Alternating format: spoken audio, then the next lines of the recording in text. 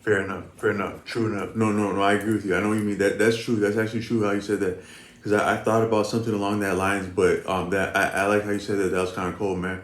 I'm gonna have to go back and think about that one. I'm popping up with another video. I'm letting off another half cocked half. Letting off another half spent cartridge. Not sure if the thing is about to shoot up. If it's gonna come out.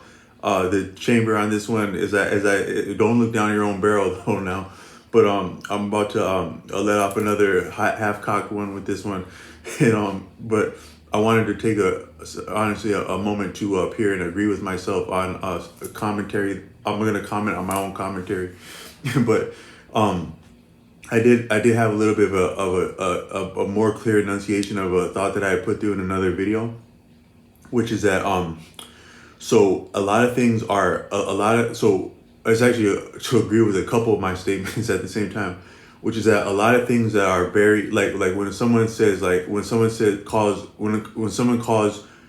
cites you as being a philosopher or proponent of philosophy or a student of philosophy, a lot of times they're saying you're full of shit, and there's a that's called a euphemism or it can be a euphemism or a buzzword. Or a code word, which is that when someone introduces the word philosophy, they're essentially writing you off as nonsense right there, as like superfluous, fanciful, Byzantine nonsense. Byzantine is like, I think that's a reference to like a story in the Bible, I think, or the region of where the Bible comes from, of like things that are unnecessarily sophisticated, and even so sophistication, like sophist. If you were to look into as I'm not planning to look into right now, but if you were to look into the history of the concept of the sophists, the people known as the sophists, they would be similar to what is being. I think most people interchange philosophy with sophists, the history of the sophists, and they equate philosophy with sophism or sophistication in a useless way, or and so you're being written off as soon as that word philosophy appears like that. There's a lot of that's very similar to mental health. Also, mental health in itself is that's a metaphor, and also a euphemism and a code word and a buzzword that was coined by a person involved in persecuting people considered witches in times past. I don't have the source on that, but it was actually a book about witchcraft, and it said that this term mental health that is still leveled on people to this day is like that. So I showed up somewhere today that I wasn't expected on Real Business to get another copy of my W-2. And I was just expressing myself and having fun talking nonsense, but with a little bit of humor and reason and inspiration and friendliness. And like some people were wondering how much coffee I had actually had. And I actually hadn't had very much coffee, if anything. And a lot of times I've been misunderstood just because of my cadence and subject matter when I talk, where I'm not actually contradicting myself, nor I'm not contradicting myself or over referencing anything that I don't that is super. I'm not speaking superstitiously with any of with this content, or with the things I say generally. Even though I've spent a lot of time around like things that could be considered spiritual, both from traditional paths and non-traditional paths, or I should say so alternative paths of spirituality. I've spent time around both those, but whenever I level statements, I don't reference anything that is superstitious in itself, because superstition is troubling. And I would say actually what we know of as mental health now is probably more so superstitious than people who are written off for being superstitious in the first place, and also arbitrary because it's derived from a chauvinist and a self-appointed self-appointed standpoint of what reality is and may mean, where I think that it is all of our prerogative to yet define or deign not to define our own experience of what's called reality. And even reality is an arbitrary term, because it's somewhat singular in objective, where what is being called reality is anything but that. But so this meant so anytime anytime an orange looks at an apple, it really has a difficulty appreciating that something can be different than an orange and can taste different than an orange, and appreciate itself, and others appreciate it to be something different than orange. People have a fundamental problem with that. So sometimes when you and I made other videos about like people people about this thing about like white and black in terms of like being sovereign and legitimate and not. And so sometimes you get around people, and they will actually say, yeah, but I'm actually, they'll laugh, but then at a certain point, it's like, I am white, and I say so. I am sovereign, and I say so. I'm calling into question your sovereignty, that you would deign to express yourself in a way that I didn't afford you while talking to you, even though I don't have actually bearing or standing over you in actual legit in a formal or agreed upon terms. But yet we're all in cahoots in this thing. So I've said that different employers, educators, lawgivers, and medicine givers, they conspire to form what's called a caste system. But then that even goes broader into just very ordinary people, where everyone in the society now, anyone who is in the mainstream has a white card. It doesn't matter your skin tone or background, but if you're in a certain standing or appreciated as a certain standing in society, you have a white card, and you can therefore conspire to boycott a person if they're if they're not having a white card, or they're not using their version of a white card the way that you see fit. You can boycott their ass right there by making them look ridiculous to themselves, in their own eyes, in your eyes, and in other people's eyes, and you keep people to hop right on board with you. So a lot of that boycott stuff is not limited to righteous things in times past, but a lot of times boycotting is very unrighteous, and there's a lot of boycotting that goes on to this day. And one could say that that's the actual mode, function, and what's called racism, gentrification, capitalism, digitalism, on and on. It's more so just boycotting things that are different. Not that something doesn't have value, but just let's boycott that shit if it's not on board with our shit. But so that's what's happening a lot of times when this word philosophy appears. When you hear the word philosophy come up, duck for cover, because that's a round that just went off right there. When you hear mental health coming up, or how much coffee do we have today? When you hear something like that, that's a round that just went off. That coffee one, that might be like a silencer, because like if it had been about just how much have we had to drink today, that might be like an actual proper round, like that's just straight out the muzzle. But if you were to draw it back a little bit and say, how much coffee did we have today? Now that one had a silencer, but it's no less a shot at your ass, at your right standing and your proper disposition. But I did want to get back into some of our mind with this one. So, but yes, what's appreciated as philosophy, as being sophisticated, ornate, Byzantine, and on, can, when it is real learning or real understanding, it is actually the simpler dynamics and components that are profound. And sometimes you can, we only recognize like 7 notes in our Western musical scale. And like, I think it's been said that there's actually there's no color. Actually, there's just different grades of light and dark that amount. So all things are a form of gray, it's been said. But you think about how much can be communicated in terms of color by just different degrees of light and dark. And so a lot of our understanding and principles are very much like that. And so I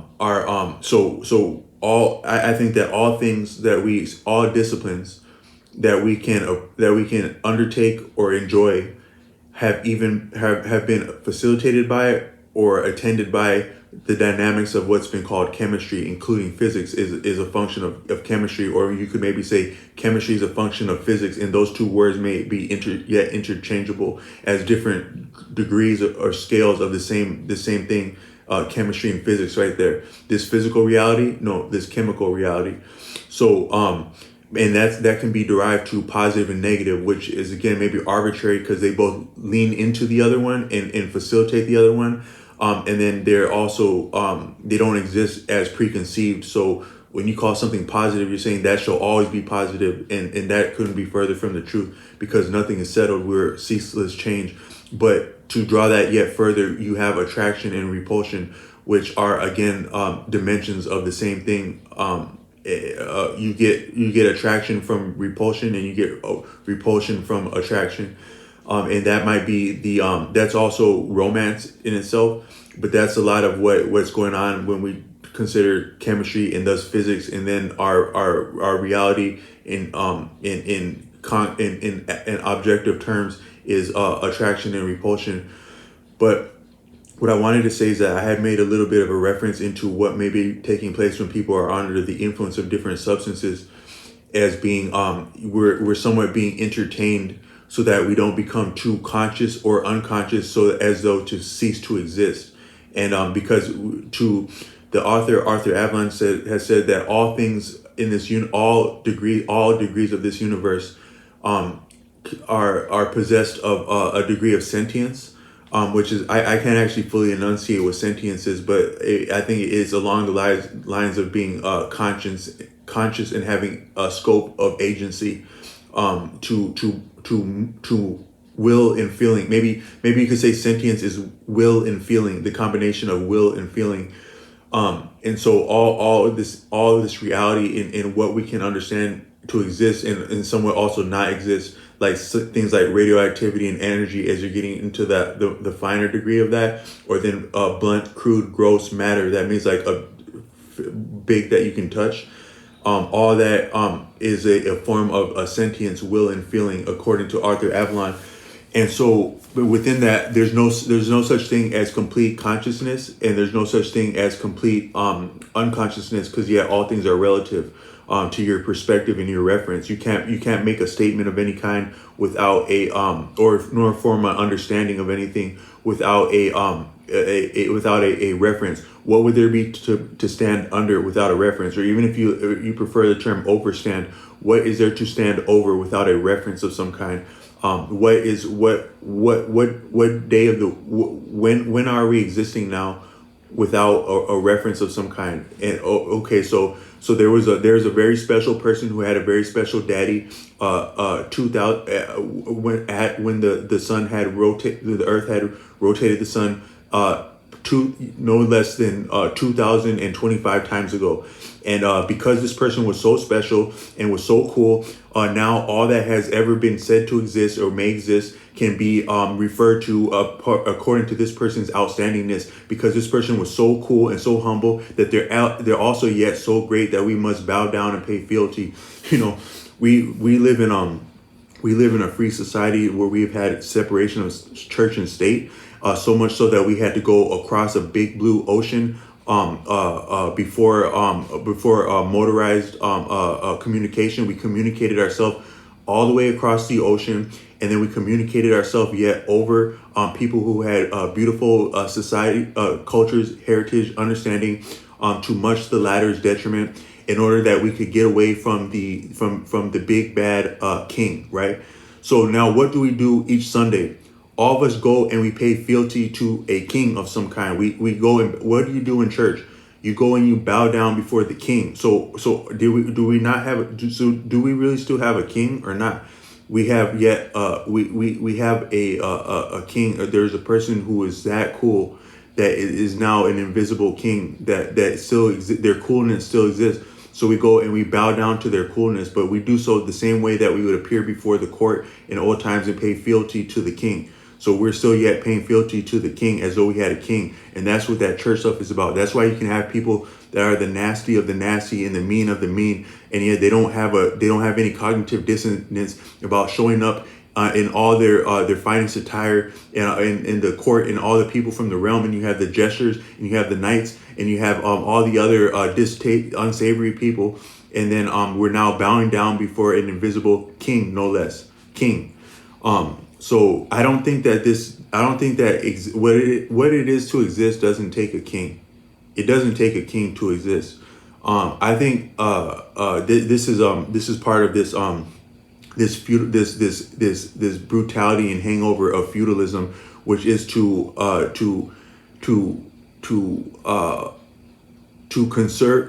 confiscate, conserve, and mitigate privilege to exist.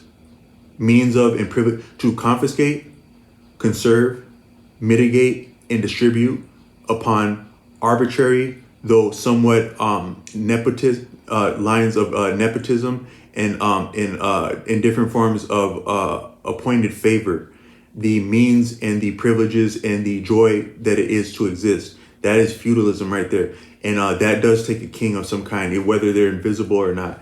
And so that's a lot of what we have. But as I'm existing in this moment, and speaking, and have and what this existence is as, which is not defined. It is not defined, because I can right now, I can go this way, or I can go that way, or I can go that way, or I can go that way, or that way, and that way. And you didn't know I was about to do any of that, and that didn't exist. It somewhat did exist as I was fixing to do that, but it could have went as I understand, to have free will, as we are said to be free.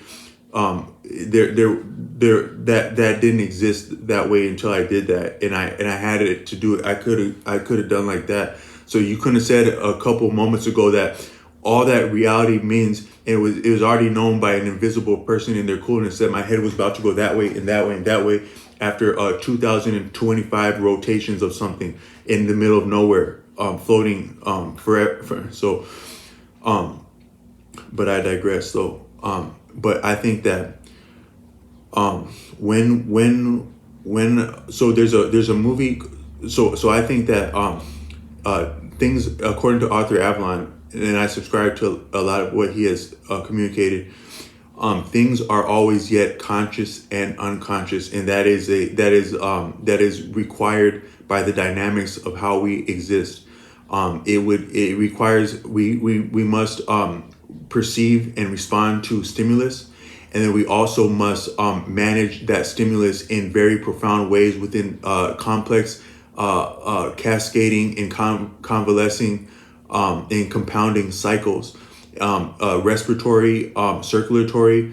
I'm getting past my actual background, but there are a lot of different cycles and things that we are managing always, and it would be difficult and impossible to do so consciously.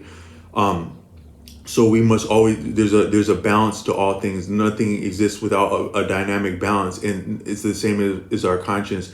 And so we must be both dreaming and wakeful, both while we are awake and dreaming, which is why we actually have dreams, and it's why we are awake also.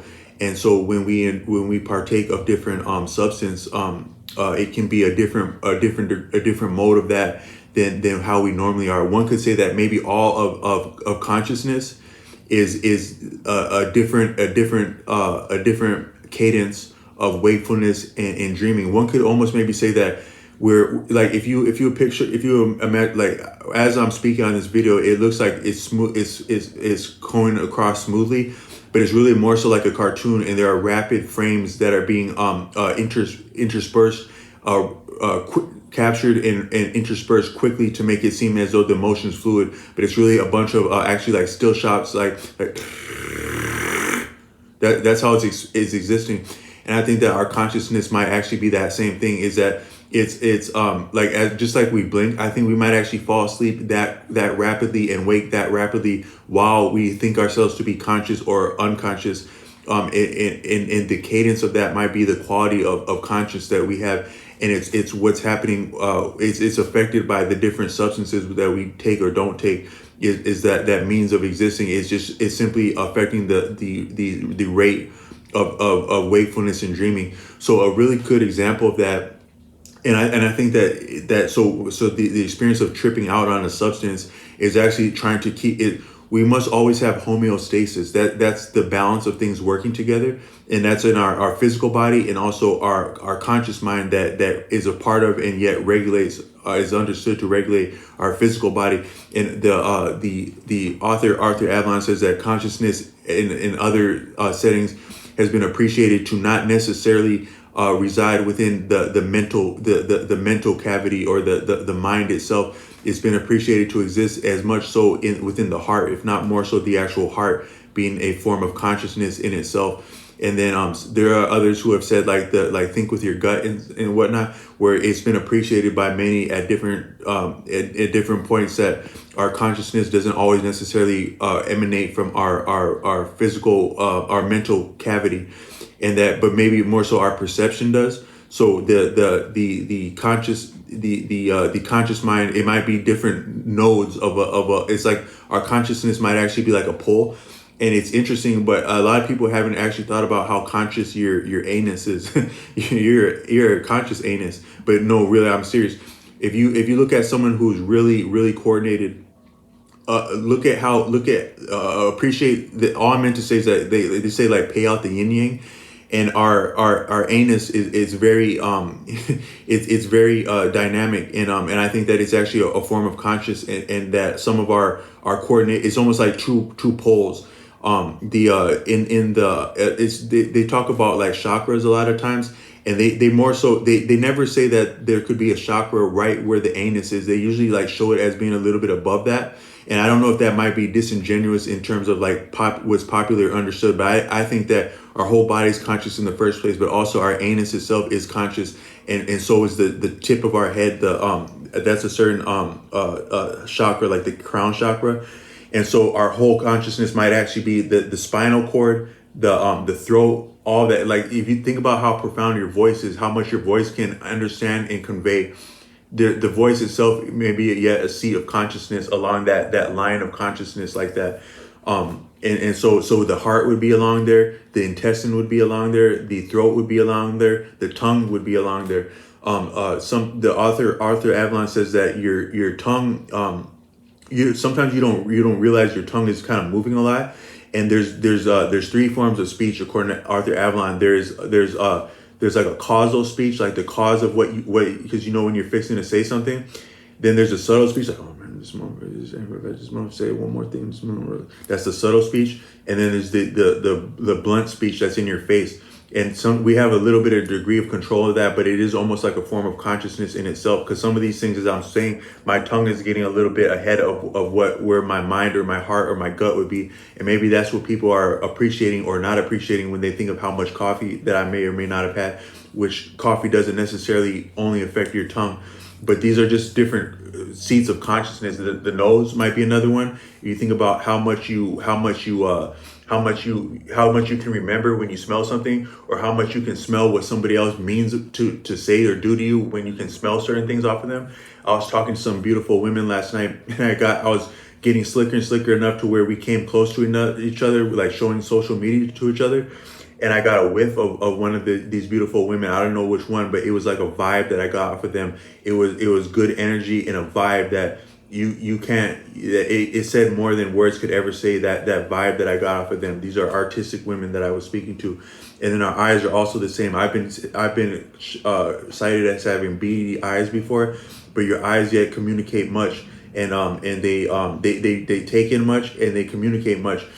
One might say that the eyes is the seat of the soul, but one could equally say that the nose is the soul, the tongue is the soul, the voice is the soul, the heart is the soul, the intestines are the soul, the genitals are the soul, and the anus is the soul. Yes, I said it, the anus. You sometimes appreciate when you see someone very coordinated. There's a certain connection between I wanted to do a video about where people choose to stand around each other and how people choose to walk, and where people choose to walk and where people choose to stand. And it's sometimes, I think, a feature of the actual environment and the different charges that are existing in that environment according to how it's being transversed by people. And I think that actually our anus, no less, it somehow it has some kind of reciprocity with the actual environments we're in, and it has to do with how we're moving. There's sometimes you think people are just moving in different ways, but actually we're grounded at all times. Also the feet, don't take the consciousness out of the feet. One of the one of the things that's so interesting about shoes, that why shoes are so profound, when you look at what shoes that people are wearing, is because we are yet grounded to the earth through our feet. That might be actually one of the most beautiful parts of our body. A lot of people wouldn't understand a foot fetish, but if you can appreciate your feet as grounding to the earth, it is really quite beautiful. And they in the East they talk about like the feet of a guru as being very beautiful. One time I was in a class being trained as I was in a class being trained as a is it a not PCA, but I did work for about 5 years as a personal care attendant, but I've been trained as a health aide before that.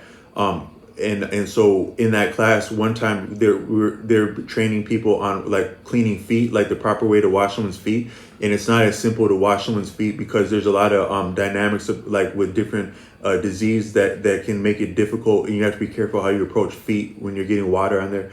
But I was selected to have my feet washed, and there was a person that I had graced this person like with rides a couple of times, because I had access to a family vehicle. And I had to no shit whip out my feet and at a moment's notice, and no one had it. I had no warning I was going to be showing my feet that day, but they're actually very clean from taking showers, and also the nails had been clipped recently. So this was like a really seasoned person. Sometimes people can be young but already seasoned in life. So this was a person who had traveled. We were at a training center, but this person was from a famous region of the Midwest that has a lot of history, and they were kind of like a seasoned person. And they're like, you have very beautiful feet, and they weren't trying to flat. Sometimes your real compliment wasn't intended as a compliment or flattery, but it was just like an actual honest, it was just simply an honest statement, is that you have beautiful feet in this moment. This person told me, and that was one of the most, that informed my confidence a lot, just the experience I had had with that person, and for them to recognize my feet in that moment. But our feet are very beautiful, and are no less part of our soul as our whole body, is all I'm saying with that. The soul of the feet, the soul of the heart, the soul of the intestines, the soul of the anus, the soul of the mind, the crown of the mind. All these are part of our soul, and maybe unique nodes or points along that, similar to like what they would call the chakras, like that, where chakra might be a little bit of an arbitrary. It sounds a little bit too technical when you say chakra like that, because we're organic, and we're dynamic with nature, but we do have grades of consciousness, and it's probably necessary. But if you watch the movie, and I think that when people are tripping out on different stuff, it's to keep us homeostasis, it's to keep us centered in this reality, for lack of a better word, because the Arthur Avalon says that yoga is to be in consonance and harmony with what exists, with this reality. And shall we come out of that for one moment, we will also come out of what it is to exist. So some of these experiences of dreaming and tripping are actually a benefit to us, that are trying to keep us here with ourselves, before we F ourselves over playing with stuff that we didn't need to play with. And so it might be less cool than you think. But there's a film called Crouching Tiger, Hidden Dragon, and at one point I think the disciple of a Ronin has been poisoned by her own master, and she's becoming kind of comatose, and the great master Li Mu Bai, played by Chow Yun Fat, gives her a little whiff of something, and she's like, and she perks up like that. She's like, and a lot of I would say maybe a lot of people have had that experience where you are maybe you're getting drowsy, and you can be going from almost completely asleep to wider than awake, wider than awake, clear, having very clear thought. Sometimes you might have that experience like listening to music while you're dozing off, where you're dozing off, and then boom, you're awake, and you're way more awake than you otherwise were. I was actually listening to a video of one of these contents, these videos that I make. I was reviewing it, and I had fallen asleep listening to it, and it was almost like I woke up into a dream. So I fell asleep, and then I woke up. So I fell into a dream of being awake. So I went from being drowsy to being dreamy to being wide awake. And then I appreciated that as I'm being wide awake there, I'm actually maybe still yet in a form of a dream that is being wide awake in a dream. And the author Arthur Avalon said that it is very yet unique to have a waking dream. That's called a lucid dream. Some people would think that in a lucid dream you would know that you're dreaming, but actually when you don't know that you're dreaming, that is the most profound state of sleep. That the purest form of sleep is to be awake and not know that you're dreaming. That's the purest, and one could actually say that that's what our waking life is. So our dreaming life is like our dreaming life may be a lower form of dreaming. That's a basic dreaming. But then when the dream is complete, when the dreaming is the most profound, it is so profound that we yet wake up into a dream, which is our waking state, and we yet don't know we're dreaming, which is why we're actually so awake. So actually our waking life might be the most deepest form of sleep, and conscious thought is a part of that deeper form of sleep. But that film, Arthur Avalon, with him dozing, with that film with Crouching Tiger, Hidden Dragon, where she's dozing off like that, and she sniffs and she pops up like that, and we experience that a lot. Hopefully not when you're driving.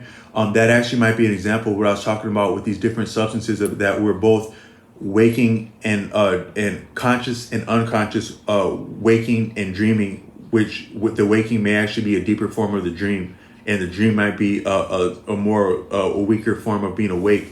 And then and we have to always exist like that. So when we're taking on different substances, they are waking us up too much, or they're making us sleep too much. One or the other of those, and that might be the stimulants, depressants. Those are scientific terms, but the more so would be like wakefulness and dreamfulness, which the more severe and drastic form of that would be like a plant-induced coma or a plant-induced psychosis. The coma being the static point of that, the dormant, and then the psychosis being the active and kinetic, which in both of those we can no longer manage ourselves around other people and around circumstances because we have compromised that liminal threshold. So that film, Crouching Tiger, Hidden Dragon, might be the clearest example of the threshold of liminal and subliminal, conscious and unconscious. When we're dozing off and waking up like that, dozing off and waking up like that, we're teetering right there on the liminal and subliminal threshold, in my opinion. And there's profound experiences both within the liminal and the subliminal point of that, which is the wakeful part of that might actually be the more subliminal. When we talk about our subconscious mind, that actually might be our waking mind if you appreciate it. And then what's called our subconscious mind, or our non-waking mind, that actually might be the part of us that's more awake and is actually interpreting our reality and giving us this perception of dreaming, which our normal life might actually be a dream. And it is the wakeful part is the part that is thought to be dormant, but is actually interpreting and presenting the wakeful experience, which is yet actually dreaming, if you think about it.